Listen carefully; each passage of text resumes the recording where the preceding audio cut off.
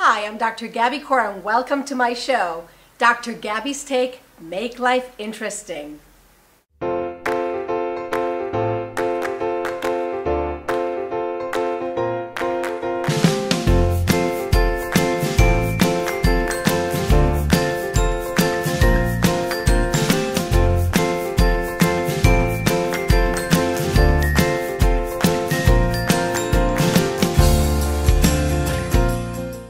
I found Professional 3.0 probably with Fusion 5, where I was doing what I really loved. I was building an organization that inspired people. We weren't focused on making money. We were making a lot of money, but we were focused on doing amazing work. We were doing it around the world with new car concept, new footwear, and working with Nike and Virgin and amazing companies. So I found my Professional 3.0 at that point, right? And there's kind of an inner self-assured, comfortable feeling that you have. For me, the Life 3.0 took more work, and that was probably after my mom had passed away, and using Tony Robbins as a vehicle to help reach out and see what's important for me. And I had actually done his Life Mastery series. So over a couple-year period, with the Professional 3.0 already going great, it was a question of just being aware of what do I have, family and friends, and where I was going, and where were places that I needed to round out and build more. And that just happened to be one vehicle. But everybody can find different ways to get there. But I think it's really looking at what's important to you. And an interesting thing that in one of Tony Robbins' advanced courses, he does, it's called Date with Destiny. He has you look back on your life. And as a little girl and little boy, what were the dreams that you painted in your brain? And all the way through to age 18, you're putting things inside your mind that you want to do, right, that are really important to you. And he has you go back to that point. Then he has you look at where are you in your life.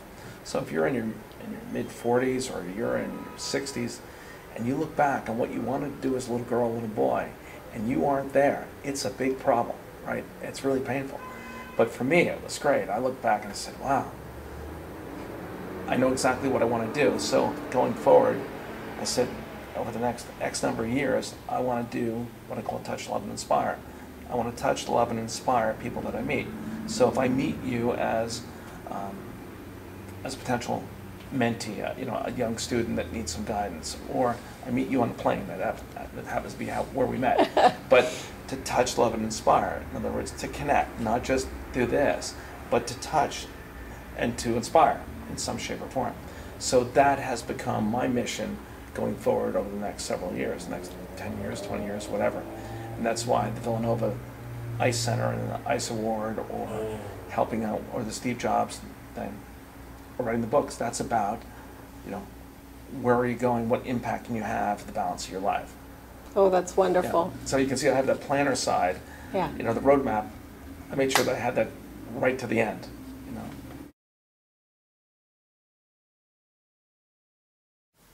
Hope you have enjoyed the show on innovation and creativity and the interview with Patrick Meyer as much as I have.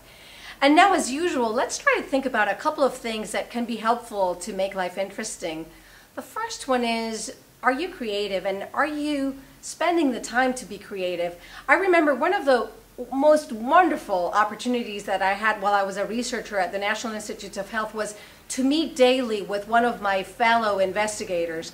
And what we did was, aside from drinking some wonderful coffee at the hospital, it was also to create, to come up with what we thought at the time were even crazy ideas that could really help the people that we were serving. So at the time, I was a researcher in the obsessive compulsive disorder unit, and we were thinking about different ways in which we could help people through genetic studies, through neuroimaging studies, through transcranial magnetic stimulation studies, as well as through pharmacology. And at the time, we were coming up with some ideas, this is more than 10 years ago, that may be quite active or quite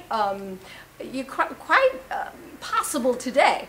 So the interesting thing was, we were not killing each other's ideas. We were just having fun. We were trying to be as creative as possible. And we really had a mission to try to figure out how we could put all those ideas together so that we could help people.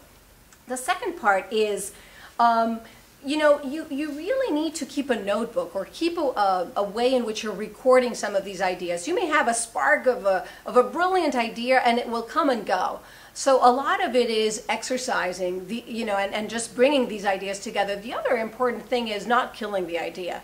You know, sometimes you may have a brilliant idea and your next automatic thought will be, oh no, that can't be done because.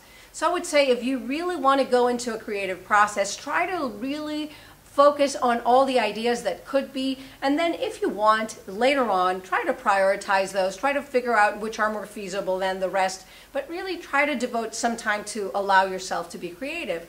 And the third part is, remember that creativity touches each and every aspect of your life. Many people relate creativity to just artistic endeavors, when in fact creativity can touch everything that we do. The way that we dress, the way that we speak, the way that we think, the way that we relate to one another.